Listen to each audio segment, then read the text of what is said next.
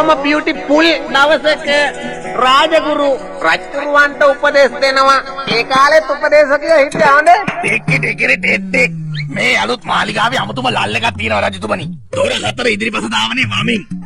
මේ වැඩේ හරියට කෙරෙන්න ඕනේ හින්දා මං ගල් තාච්චි හතරකුයි වැරි ලෝඩ් තුනකුයි අරන් ආවා ඊයේ කිරින්දර ගිහිල්ලා. මගේ පෞද්ගලික මුදලින් ඕන් මොනවා හරි කියන්නකෝ ඉතින්. බොහොම හොඳයි රාජගුරු.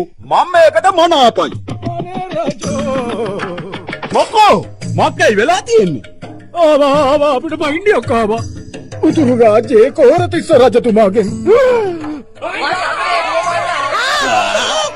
මොකද කිරිහා ගහන්නේ? බහින්නයි කිව්වේ ඕකෙන් එළියට. කිරිහා මේ බහිනවා එළියට.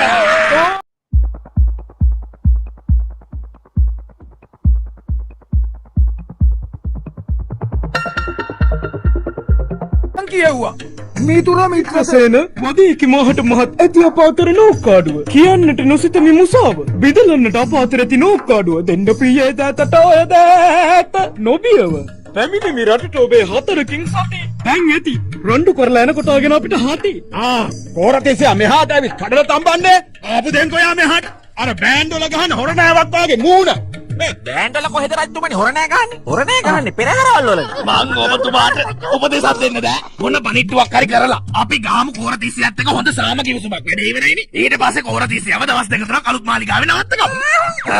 හරි ආයේ මක්කයි හැබැයි ඉතින් ඔය කියන මාලිගාව සති හතරකින් හදන්න පුළුවන් වෙයිද? පොඩි උත්සාහයක් දරලා බැලුවොත් ඉතින් බැරි වෙන එකක් නෑ. කෝරතිස්සය මෙහාට එන්න කලින් මොන බිල් බැරුවක් හරි කරලා තීන්ත ටික ගාගත්තොත් වැඩේ ඉවරයි. මටත් බැරි වෙයි දන්නේ වැඩේට සප් එකක් දෙන්න. අනේ මේ සුමනේ. දිය සායන් චිත්‍රයක් වටද ගන්න බැරුව එනවා මෙතන බිත්ති වල තීන්ත ගන්න. ඒත් ඉතින් මත් මේ ඉස්සර වෙලාම මාලිගාවේ වැඩ සිද්ධ වෙන හැටි බලන්න ඕන. ඊට පස්සේ බැරියා තීන්ත ගෑවිල්ල. හරිය. ඔබතුමා කියනවා නම් ඉතින් බලන්න යන්.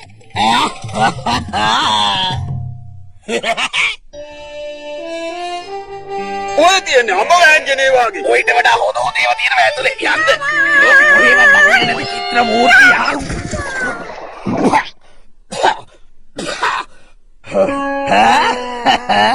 මේක තමයි ලෝකෙ තියෙන විශිෂ්ටම කලා නිර්මාණය.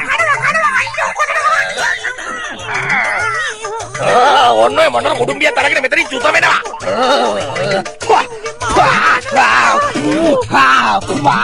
බලන්න රජතුමනි. ඔයාට කියන්නේ මේ වගේ ටික් ටික් නිර්මාණයක් කොහෙවත් නැහැ. මගේ හදවත බෝල සබන් කැටේ වාගේ දිය වෙලා ගියා මේක දැකලා. ඩිංගි ටිකාරේ නානා ඔබතුමාගේ රස වින්දනේ නම් නියමයි. මොකද මොන කුණු ගොඩක් වුණත් රස විඳින්න පුළුවන් කට්ටිය